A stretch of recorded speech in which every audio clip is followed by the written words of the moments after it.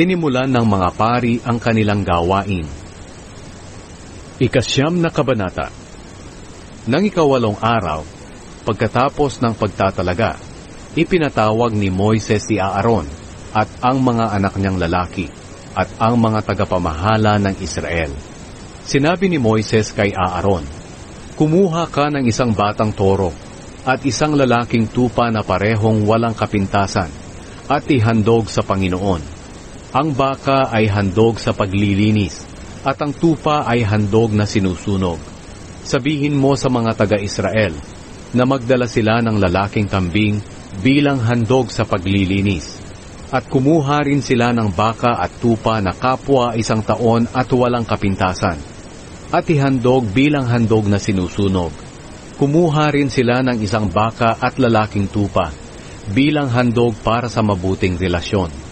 Ihahandog nila ito kasama ng handog na butil na may halong langis, dahil magpapakita ang Panginoon sa inyo sa araw na ito."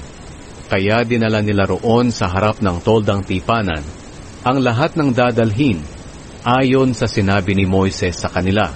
At silang lahat ay nagtipon doon sa presensya ng Panginoon.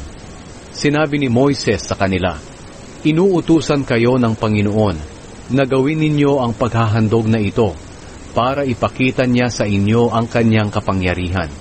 Pagkatapos, sinabi niya kay Aaron, "Lumapit ka sa altar at ialay mo ang iyong handog sa paglilinis at handog na sinusunog, para matubos ka at ang sambahayan mo sa inyong mga kasalanan. At ialay mo rin ang handog ng mga tao, para sila rin ay matubos sa kanilang mga kasalanan ayon sa iniutos ng Panginoon." Kaya lumapit si Aaron sa altar at pinatay niya ang handog na batang toro bilang handog sa paglilinis. Ang dugo nito'y dinala sa kanya ng kanyang mga anak, at inilubog niya ang kanyang daliri sa dugo, at iwinisik sa parang sungay sa mga sulok ng altar, at ang natirang dugo ay ibinuhos niya sa ilalim ng altar. Sinunog niya sa altar ang mga taba at ang mga bato, pati na ang maliit na bahagi ng atay, ayon sa utos ng Panginoon kay Moises. Ang karne at ang balat ay sinunog niya sa labas ng kampo. Pagkatapos, pinatay din ni Aaron ang mga hayop na para sa handog na sinusunog. Ang dugo ay dinala ng kanyang mga anak sa kanya, at iwinisik niya sa palibot ng altar. Dinala rin sa kanya ng mga anak niya ang hiniwa-hiwang mga karne ng handog na hayop, pati ang ulo, at sinunog niya ang mga ito sa altar. Hinugasan niya ang lamang loob at mga paa, at sinunog niya ang mga ito sa altar, pati na ang iba pang parte ng handog na hayop. Pagkatapos, dinala niya sa gitna ang mga handog na para sa mga tao. Pinatay niya ang kambing na handog sa paglilinis ng mga tao, katulad ng kanyang ginawa sa una niyang handog na inialay para maging malinis siya sa kanyang mga kasalanan. Pagkatapos, dinala rin niya sa gitna ang hayop para sa handog na sinusunog, at inihandog niya ayon sa paraan ng paghahandog nito.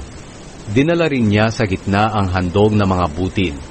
Dumakot siya ng isang dakot na butil at sinunog sa altar, kasama ng handog na sinusunog tuwing umaga. Pinatay din ni Aaron ang baka at ang lalaking tupa para sa mga tao na kanilang handog para sa mabuting relasyon. Ang dugo ay dinala sa kanya ng kanyang mga anak, at iwinisik niya sa palibot ng altar.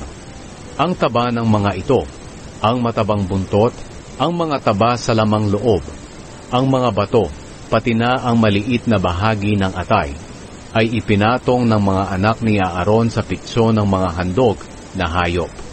At sinunog ni Aaron ang mga taba sa altar. Ayon din sa utos ni Moises, itinaas ni Aaron ang pitso at ang kanang hita ng hayop bilang handog na itinataas. Pagkatapos maihandog ni Aaron ang lahat ng ito, itinaas niya ang kanyang mga kamay sa mga tao at binasbasan niya. At pagkatapos, bumaba siya mula sa altar at pumasok sina Moises at Aaron sa loob ng toldang tipanan.